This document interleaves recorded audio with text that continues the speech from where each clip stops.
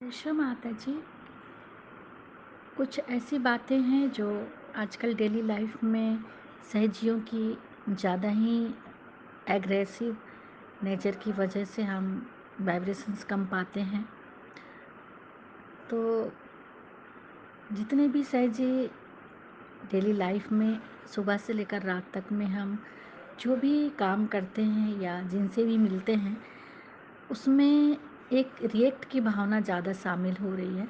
हम कुछ भी क्रिया होती है, कुछ भी काम कोई करता है या कुछ भी होता है हमारे साथ, तो हम तुरंत रिएक्ट करते हैं, यानी क्रिया के साथ तुरंत हमारी प्रतिक्रिया होने लगती है। आप कुछ भी होता है तो तुरंत मत जवाब दीजिए या तुरंत मत उस चीज़ पे रिएक्ट कीजिए। अगर हमें किसी को समझाना भी है तो हम थोड़ा रुक के शिव माता जी से प्रार्थना करके ध्यान अवस्था में उस चीज़ को बोलिए। फिर देखिए, वो रिएक्शंस नहीं कहलाएगा, वो हम परम चैतन्य के माध्यम से बोलते हैं। किसी से बात करनी है तो पहले बंधन ले लीजिए और चित्त को शिव माता जी के श्री चरणों में रख के ही हम बात करें, चाहे आप किसी से भी बात करें। बट रिएक्शंस को बिल्कुल भी ख़त्म कीजिए अपने दिनचर्या से, क्योंकि रिएक्शंस जैसे ही होता है हम परम चैतन्य से कट जाते हैं, यानी हम शिव माता जी से दूर हो जाते हैं। क्योंकि रिएक्शंस परमात्मा को बिल्कुल भी पसंद नहीं है, वो आज्ञा लेवल की बात है। इसीलिए हमें शिव माता जी से हमेशा निर्विचारिता के लिए प्रे करना चाहिए और सबको क्षमा, अपने को क्षमा, अपनी फैमिली को क्षमा, अपने पड़ोसियों को क्षमा, सबको क्षमा करते रहना चाहिए हमें। और शिव माता जी से भी हमें क्षमा मांगनी चाहिए। तो इस तरह से हम अपने लाइफ से रिएक्ट को बिल्कुल शांत करें। अपने आप रिएक्ट को शांत करने के लिए अपने राइट चैनल को कूल करें आइस पैक से, और अपने चित्त को हमेशा निर्विचार रख के, क्योंकि जितने भी हम क्लियरेंस करते हैं उस क्लियरेंस को एकमात्र निर्विचारिता ही बैलेंस देगी। अगर हम छोटे छोटे चीज़ों पे विचार करते हैं तो उस चीज़ पे हमें बैलेंसिंग नहीं मिलती है और हम पकड़ जाते हैं, विचार आते ही हम पकड़ जाते हैं। इसीलिए शिव माता जी से हमेशा हमें निर्विचारिता के लिए प्रे करनी चाहिए। और कुछ स्टेप हैं जो लिवर पे आइस पैक या लेफ्ट हैंड को राइट नाभि पे रख के श्री गणेश अर्थवशीष, शिव माता जी की बिंदी को कैंडल के फ्लेम से देखते हुए श्री गणेश अर्थवशीष, ये सब अगर हम डेली लाइफ में करते हैं तो हमें निर्विचारिता जल्दी मिलती है। जय श्री माता जी। 3 महामंत्र। ॐ त्वमेव साक्षात् श्री महालक्ष्मी महासरस्वती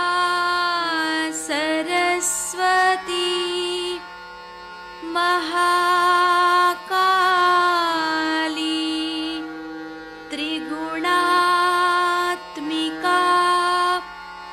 कुण्डलिनी साक्षात्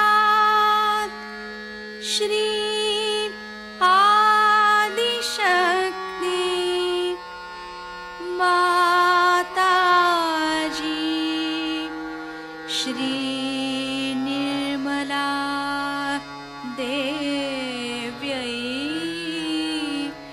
नमो नमः।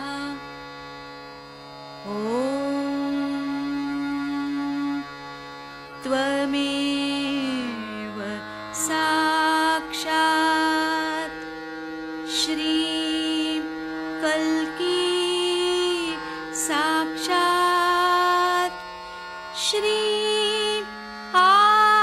आदिशक्ति माताजी श्री निर्मला देव्यै नमो नमः। ॐ त्वमेव साक्षात् श्री कल्की साक्षात् श्री सहस्रार स्वामिनी मोक्षप्रदायिनी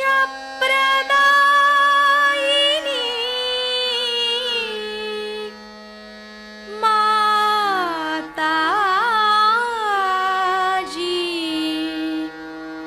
श्री निर्मला देव्यै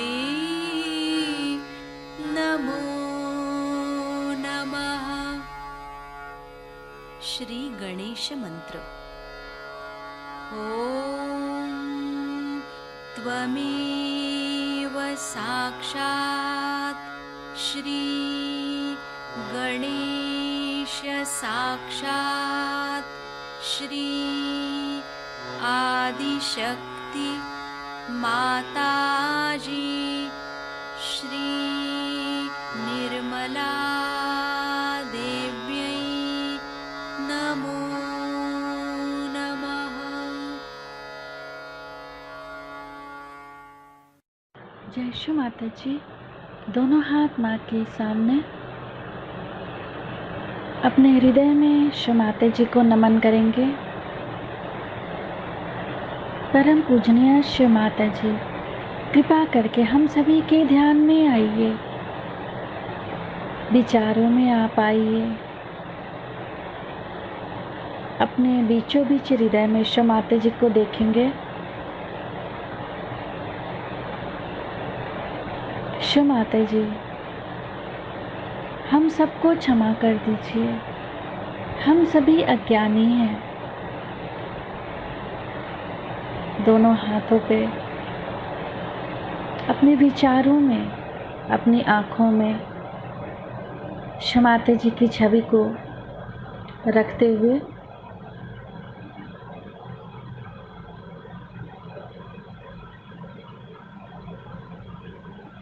बाएं हाथ माँ के सामने, दाहिने हाथ को बाएं हृदय पे रख लेंगे। श्री माता जी, आपकी परम कृपा में मैं केवल एक शुद्ध आत्मा हूँ। पूरा चित्त बाएं हृदय पे। श्री माता जी, आपकी परम कृपा में मैं केवल एक शुद्ध आत्मा हूँ।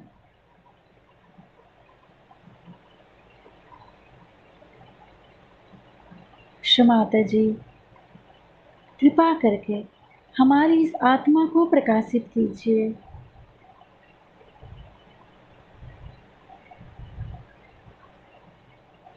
पूरे चित्त को बाएं हृदय पर रखते हुए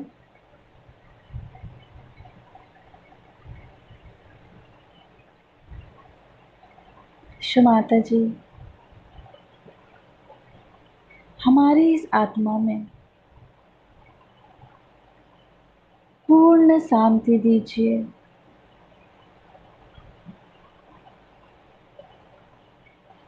श्री आत्मा परमात्मा मंत्र।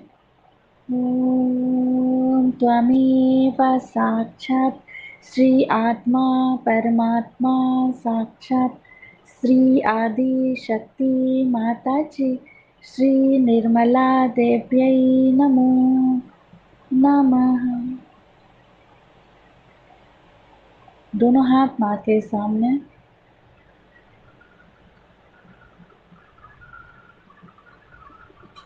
अपने संपूर्ण चित्त को तीनों मूलाधार पे, तीनों मूलाधार को देखेंगे केवल।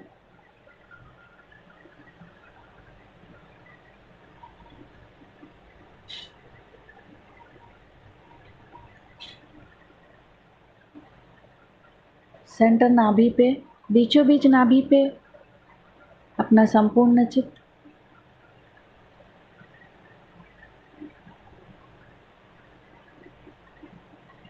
श्री माता जी, हमें पूर्ण रूप से संतुष्ट कर दीजिए।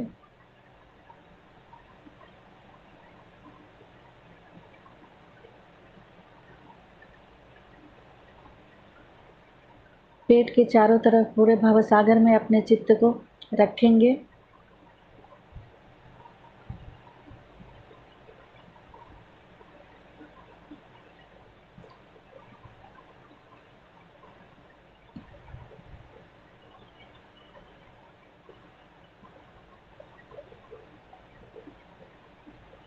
अपने संपूर्ण चित्त को दाएं हृदय पे।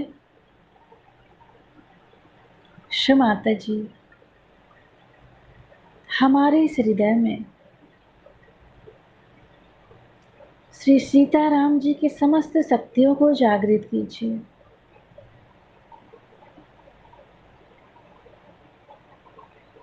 श्री माता जी, मेरे अंदर जो भी जिम्मेदारी का भाव है वो आप हैं। कृपा करके हमें साक्षी भाव में जिम्मेदारी निभाने की शक्ति दीजिए।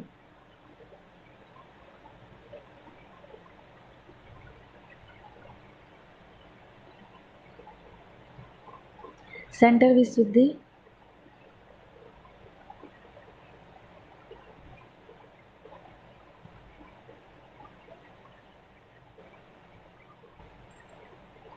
फ्रंट आज्ञा,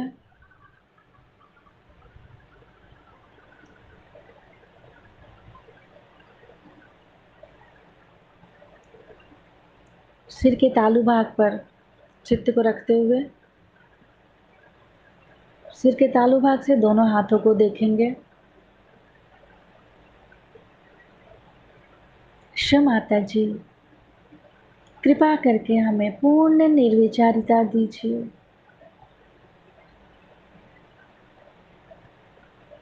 आपकी अमृत वाणी को हम सहस्त्रार से सुन सके ऐसी कृपा कीजिए।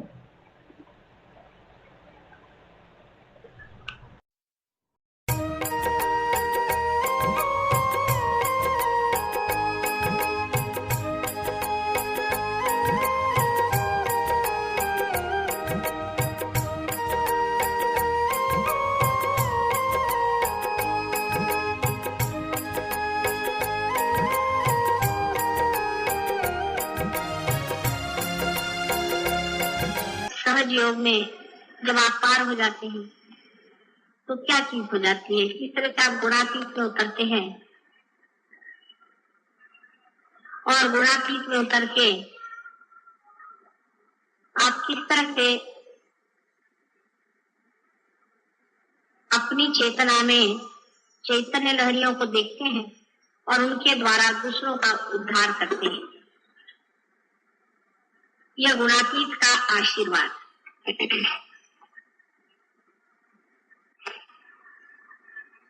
यह कलयुग का भी बड़ा भारी आशीर्वाद है और इसकी भविष्यवाणी पहले बहुत बार हो चुकी है कि कलयुग में जब बहुत से लोग परमात्मा को खोजते हुए जंगलों में, कंदरों में और बड़ी बड़ी कठिन तपस्या में संन्यास्त भाव से मां का पाचारण कर रहे थे, उनकी भक्ति का फल, उनके पाचारण का फल कलयुग में होने वाला है, जहाँ पर की सहज में ही कुंडलिनी की जागृति हो करके और सामूहिक उद्धार होगा, कल्याण होगा, मंगल होगा, लोकपाल होगा।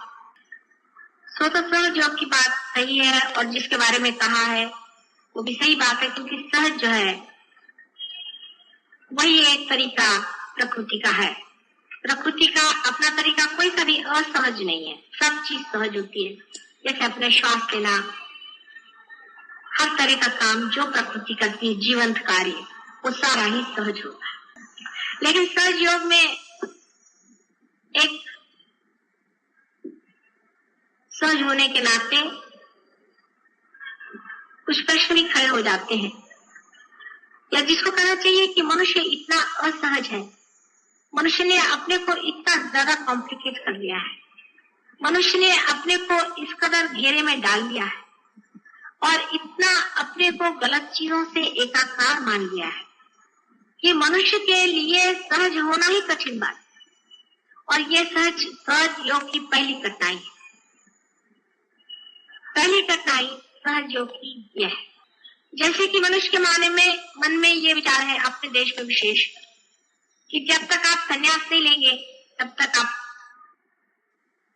परमात्मा का नाम ले भी नहीं सकते, धार्मिक ही नहीं हो सकते। अब संन्यास लेना बिल्कुल बाहर की बात है, बिल्कुल ही अधार्मिक बात।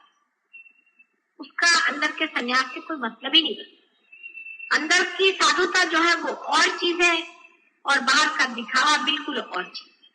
बहुत से लोग अंदर से साधु होते हैं, बाहर से गृहस्थी में होते हैं। राजा जनक जैसे एक ही हो गए थे उस जमाने में, लेकिन आज वैसे अनेक हो सकते। लेकिन जब ये बात हम कहते हैं तो फिर गृहस्थ ही सामान्य लोग हैं और गृहस्थ ही लोग इसके अधिकारी हो गए। लेकिन गृहस्थ कितने कॉम्प्लिकेटेड है, वो भी एक अजीब चीज है। क्योंकि गृहस्थी के लोग जब मेरे पास आते हैं अधिकतर, अभी जैसे यहाँ पे अधिकतर औरतें रो रही थी, वही बात है कि हमारे बेटे का ठीक कर दो, हमारी बीवी ऐसी खराब हो गई, हमारा लड़का ऐसा खराब हो गया, हमारे घर में पैसा नहीं, हमारे घर में लोग बच्चे बीमार रहते हैं, कभी कुछ है कभी कुछ। गृहस्थों के जो प्रॉब्लम्स हैं बहुत छोटे छोटे, बहुत ही छोटे छोटे, इसलिए गृहस्थ की वृत्ति भी बड़ी छोटी, उसमें विशालता नहीं है। उसको अपना अगर बच्चा बीमार है तो बहुत बड़ी बात लगेगी, दूसरे का बच्चा बीमार है तो कोई नहीं लगेगा। जैसे अपना बच्चा अगर घर में बीमार है, अगर पड़ोसी ने रेडियो चला दिया तो बहुत बुरा लगेगा, लेकिन दूसरे का बच्चा अगर बीमार है तो अपने यहाँ रेडियो बज रहा है, अगर पड़ोसी आके कहे भाई मेरा बच्चा नहीं सोता है, रेडियो बंद कर दे, तो कल अच्छा दरवाजा बंद करें, हमारा रेडियो नहीं बंद होता। यही बात है, सहज योग में हमने सामान्य लोगों को लिया हुआ है और गृहस्थी के लोगों को लिया। गृहस्थी के प्रश्नों की वजह से ही सहज योग धीरे धीरे 4 कदम आगे चलता है तो 3 कदम पीछे आता है, 5 कदम आगे बढ़ता है तो फिर 2 कदम पीछे आता है। एक आदमी सहज योग में समझ लीजिए पुरुष पार हो गया, बीबी नहीं, पुरुष पे पार हो गया, वो आधा अधूरा ही है, अभी लटकता हुआ वहां चिपक रहा है, उसकी बीबी उसको खींचेगी, अरे इसमें क्या रखा है, क्योंकि उसके दिमाग में ये बात आएगी कि मैं क्यों नहीं पार हूं, ये कौन होते पार होने वाले। मन में से दुष्टता है एक तरीके, तो उसको ही लगेगा मेरा पति होगा मैं क्यों नहीं, तो उसको सिखाएगी इसमें क्या रखा है ना बात से। कहोगे कि माँ ने कैसे जाना, माँ तो सबका जानती। फिर वो कहेगी कि इसमें क्या पढ़ने की जरूरत है, इसमें यह गड़बड़ है, उसमें ये घपला, उसमें। अब वो पति है, वो सोचता भाई ये तो मेरी बीवी है, माने मेरा इससे कोई विशेष संबंध है ही, जन्म का तो कोई संबंध होगा ही, तो जन्म जन्मांतर का कुछ संबंध है ही, तो जब तक मेरी पत्नी इस चीज को नहीं मानती तो मैं इसको कैसे मानू। वैसे वो चाहे दूसरी औरत के साथ दौड़े कोई हर्जा नहीं, तो उसको हरी नहीं होगी। वो चाहे अपना पैसा किसी और खर्च करे, उसमें उसको हरी नहीं। और जो भी करना चाहे वो कर सकता है, लेकिन सहज योग में जब आता है तो वो अपनी पत्नी से बड़ा पक्का हो जाती है, ये बात नहीं, क्योंकि सहज योग आपको प्रेम सिखाता है। तो प्रेम सिखाने की वजह से वो अपनी बीवी के प्रति भी करुणामय हो जाता है और बीवी के लिए भी सोचने लगता है, और बीवी जो है वो उल्टा बढ़ाती है पट्टी, तो सहज योग क्यों चलता है डावाडोल डावाडोल डावाडोल। जिनके सहारे हैं वो लोग हैं गृहस्थी, वो सब डावाडोल लोग हैं। ये बड़ी भारी सहज योग की विपदा है। बार बार चित्त जो है छोटी चीज में लग जाता है, बहुत छोटी चीज में, भाई तुम क्यों नहीं आए, ओ मेरे पति का वो ऐसा था, उसकी बहन के फलाने का दिखाने का वो शादी ब्याह हुआ, मैं तो जाना ही। ठीक है जाओ, ये नहीं कि संसार के कोई कार्य को छोड़ेगा, लेकिन जो अपने अंदर से शक्ति आ रही है, जिसके सारे हमें उठने का है, जो परम का कर्तव्य, उसको महत्वपूर्ण और सबसे ज्यादा जब तक आप महत्वपूर्ण और वही सब कुछ नहीं मानिएगा, तब तक आपका गृहस्थ नहीं ठीक होने वाला, आपका कुछ भी नहीं ठीक होने वाला। उसमें चाहे पत्नी रुकावट डाले, आप उसकी बात मत, कोई भी रुकावट डाले, आप उसको दो बात समझाइए, उसको कहिए ये गलत बात। अब देखिए सहज योग में आपने जाना है कि नाभि चक्र का बहुत स्थान है जहाँ पे कि लक्ष्मी जी का वास। अगर आपकी पत्नी पर उनकी नाभि अगर खराब होगी, आप कितनी भी कोशिश करेंगे आपके घर में कभी पैसा रुक नहीं सकता, आपका पैसा सब बह जाए। लेकिन अगर आपकी पत्नी की नाभि ठीक होकर अगर वो भी पार हो जाए, आप भी पार हो जाए, तो आप पे संतोष आ जाएगा, घर में लक्ष्मी का राज्य आ जाएगा। लक्ष्मी का राज्य का मतलब बहुत पैसा आना ही नहीं होता, उसका संतोष, उसका आनंद, उसकी शोभा, उससे यश, उसका दान, उसका अभय। जैसे कोई बड़े घर की लड़की आई आपके यहाँ ब्याह, बड़े घर की आई, तो आपने देखा सब ये तो अजीब है, समझ में नहीं आता। सवेरे 4 बजे उठ करके अपना घर नहीं साफ करती, कमरा नहीं साफ करती, सब ठीक से नहीं रखते। वो बड़े घर की लड़की, उसका बहुत सारे नौकर चाकर। तो उसको तुमने कहा कि ये कैसे भाई तुम्हारा तरीका में समझ नहीं आता, तुम सवेरे देर से उठी, आराम से अपना चाय पी रही, ये कर रही, दिखने में तो ऐसा लगा कि बिल्कुल बेकार की लड़की लेके आ गए भाई। लेकिन वो तो आपकी बहू आई है, आपने कोई नौकरानी तो नहीं डाली थी, वो तो आपकी बहू आई। लेकिन आप एक छोटे घर की लड़की आई, वो सवेरे 4 बजे उठेगी, बिस्तर बिस्तर सब ठीक कर देगी, सब ठीक ठाक करके रख देगी। लेकिन आपके घर में अगर कल कोई नौकर आ जाए तो आप देखिएगा कि जो बड़े घर की लड़की होगी उसको दिल खोल करके एक अपनी चीज उठा के अपनी सास होगी, उससे अगर कह दिया लेकिन तुम्हारी सास में लीजिए, आप ले लीजिए। वो एक छोटे घर की लड़की आएगी, वो नौकरानी जैसे रहेगी, वो आपसे कहेगी छोटा घर बड़ा घर मेरा पैसों से नहीं होता, मेरा मतलब तबीयत से। इसको कभी गड़बड़ नहीं समझना, तबीयत की बात। तबीयत जो पैसे से नहीं होती, तबीयत राजा बना जिसे। और जो छोटे घर की लड़की आएगी जिनके घर में दासत्व का स्वभाव है, रईस भी होते, बहुत से रईस भी दासत्व होते, वो आएगी तो वो क्या कहेगी, वो कहेगी अरे इसको देने की क्या जरूरत है, अपनी सास से चीजें छुपाएगी, अपने बच्चों का खाना छुपा के रखेगी, कोई आएगा तो उसको खाने को नहीं देगी, इतना दिन के देगी। ये अंतर, ये बड़ा भारी अंतर पड़ जाता है। ये गृहस्थी की बात है।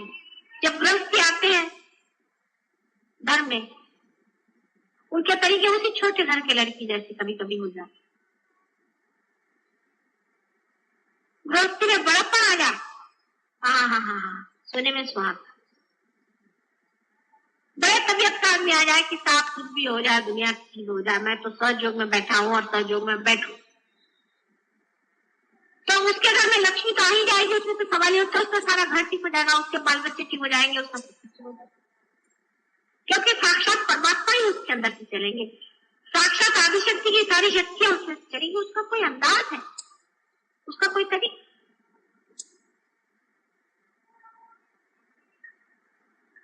लेकिन क्षुद्रता जो है वो गृहस्थी में बहुत पनपती, बहुत पनपती। ऑफिस में एक आदमी जाता है, वो आदमी ऊपर चला गया, ये आदमी नीचे आ गया, ये हो गया, वो हो गया, उसने मुझको सुपर चीज कर लिया, उसने बिजनेस में मेरा इतना पैसा मार लिया, उसने ये कर लिया, वो कर लिया, सब कर लिया। औरतों के मामले में और भी सत्यानाश, माझी सासू असं म्हणाली, माझी सून तसं म्हणाली, तिचं असं हिचं असं ते तसं,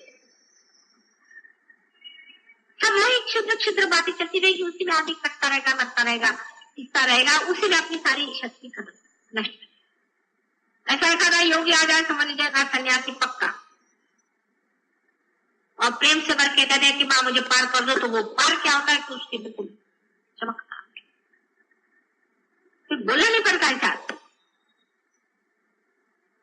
उसके चक्कर नहीं रहते, उसके सारे चक्कर खत्म हो चुके। ये फर्क है। इसका मतलब मैं तुमसे ये नहीं कह रही हूँ कि तुम लोग संन्यास लो, कभी भी नहीं, लेकिन फर्क बता कि गृहस्थी के लोग जो है छोटी तबीयत, बहुत छोटी तबीयत होती है, बहुत ही छोटी तबीयत, रात दिन अपने बाल बच्चे, घर बार, ये वो कीड़े मकोड़े, लेकिन काम तो इन्हीं में करने जाता, काम तो गृहस्थी में ही उठाने, उसी में सहयोग पनपने वाला है, उसी में फूल खिलने वाले, इसी कीचड़ में कमल आने वाले। लेकिन गृहस्थी में एक आदमी खड़ा हो जाए, एक औरत खड़ी जाए, नहीं साहब मैं तो पार हूं, मैंने सहयोग के वाइब्रेशन मेरे अंदर में पाए, मैंने इसको पूरी तरह से जाना है, इसमें मुझे उठने का है।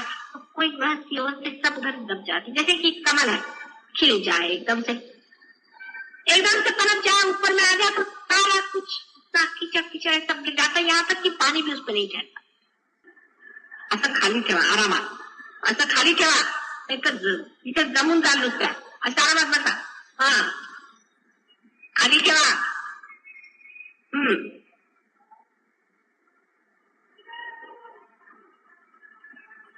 अब गृहस्थी को यह सोचना चाहिए कि हमें किस तरह से अपनी क्षुद्रता को कम करना चाहिए। गृहस्थी को यह विचार करना चाहिए कि हमारे अंदर क्षुद्रता जो है उसको हमें कैसे ठीक करना चाहिए। जो पार नहीं उनसे तो अभी यही कहना भैया पहले पार हो, क्योंकि हाथ में जब तक झाड़ू नहीं आएगा आप सफाई क्या करें। जब तक आप अपने मशीन को अलग नहीं करेंगे आप सफाई कैसे करेंगे। जब आप अपने को नहीं जानेंगे आप दूसरों को कैसे। और फिर माँ यहाँ से मेरे बच्चों को ठीक करना, मैं माँ को देखती वही भूत बनी बैठी, वही कुछ भूत है, बच्चों क्या ठीक करे, तुम तो ठीक हो पाए।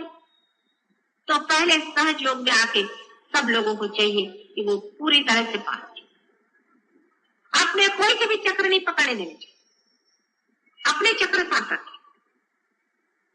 जब वो एक स्थिति आ जाएगी फिर वो दूसरों पे जाए, अपनी बीवी बच्चे किसी का सुनने की जरूरत नहीं। कोई इसमें आपकी सलाह दे आप कभी नहीं सुना चाहिए, ये आपकी वीकनेस है और ये वीकनेस बहुत मार खाए। मैंने ऐसे बहुत से सहयोगी देखे कि वो दूसरी औरतों पर निगाह रखेंगे लेकिन सहयोग के मामले में अपने बीवी का गुलाम। ऐसे लोग बहुत आगे नहीं जाए, न उनको सहयोग से कोई फायदा है न कुछ उनकी मैं मदद कर सकती। लेकिन जिन लोगों ने अपना सहयोग पूरी तरह से अंदर बना लिया, पक्के तैयार हो गए, जिनका घड़ा बिल्कुल तैयार हो गया, उसी घड़े में से ये जो लक्ष्मी है, ये जो गृहस्थ की लक्ष्मी है, ये बहने वाली। ऐसे आदमी का गृहस्थ जरूर ठीक हो जाए। इस मामले में जबरदस्ती भी करना पड़े तो कोई हर्ष नहीं।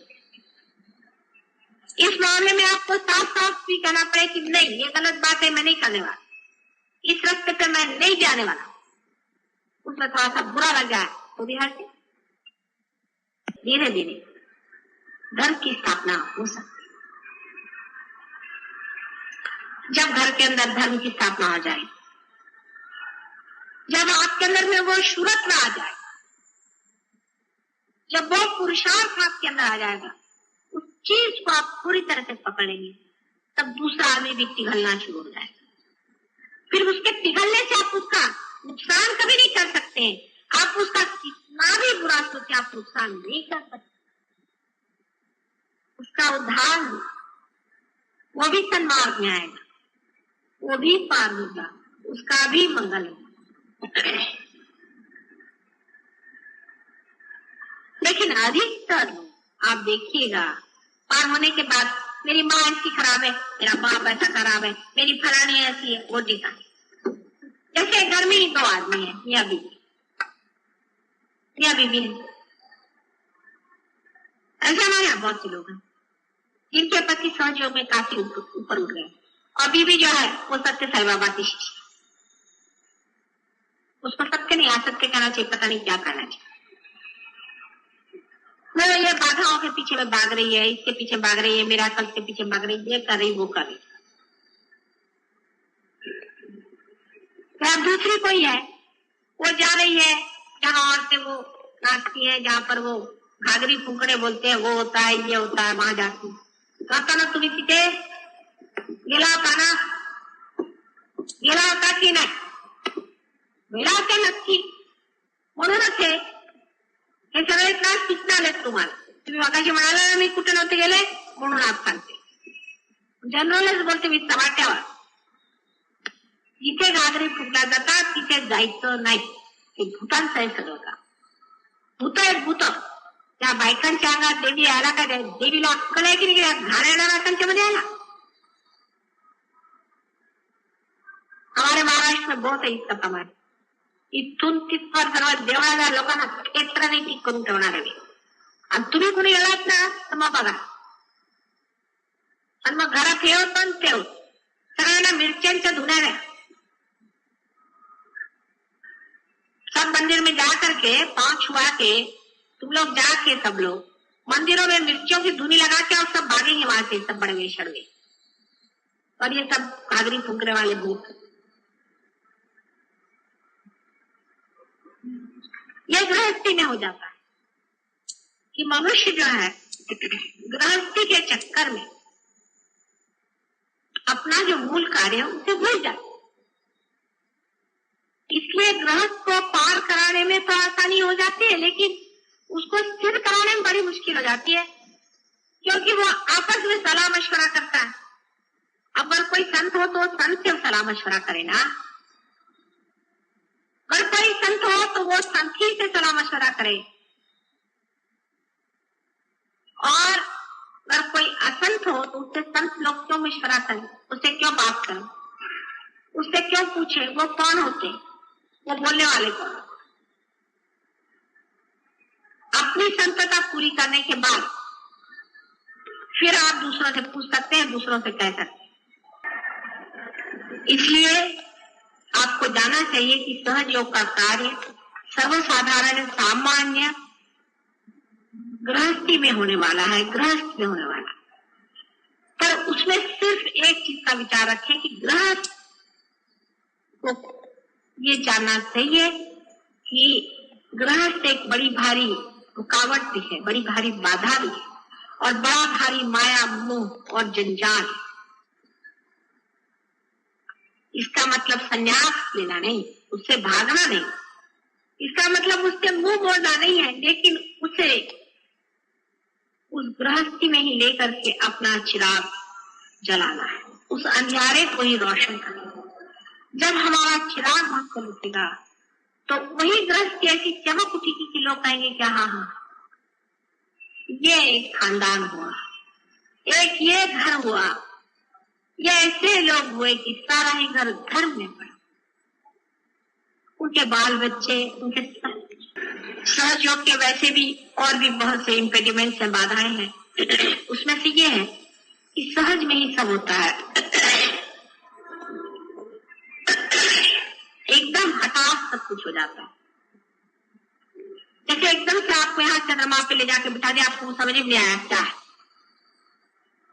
आप जब चंद्रमा पे पहुंच गए तो आप जानिए कि चंद्रमा है या क्या है, पूछिए, देखिए। सहज योग में पहुंचने के बाद जब तक आप उसे देखेंगे नहीं, पहुंचेंगे नहीं, उसको जानेंगे नहीं, तब तक आप मान ही नहीं सकते कि आपने कुछ पाया हुआ है। इसलिए पार होने के बाद तो जरूरी आपको मेडिटेशन में आना चाहिए, क्योंकि पार होने के बाद ही सब सीखने का है और जानने का है। ये क्या, ये क्या, ये क्या है, हम कौन, ये कहाँ, ये हाथ से बहने वाली चीज क्या है, इसे क्या क्या हो सकता है, ये कैसे हमने पा लिया। इसका सारा ही ज्ञान पार होने के बाद बताया जा सकता है, क्योंकि उससे पहले बताया हुआ जो कुछ भी ज्ञान है वो सारा हवाई है, वो किताबों में लिखा हुआ। ऐसा तो बहुतों ने लिख दिया, उससे कोई फायदा नहीं।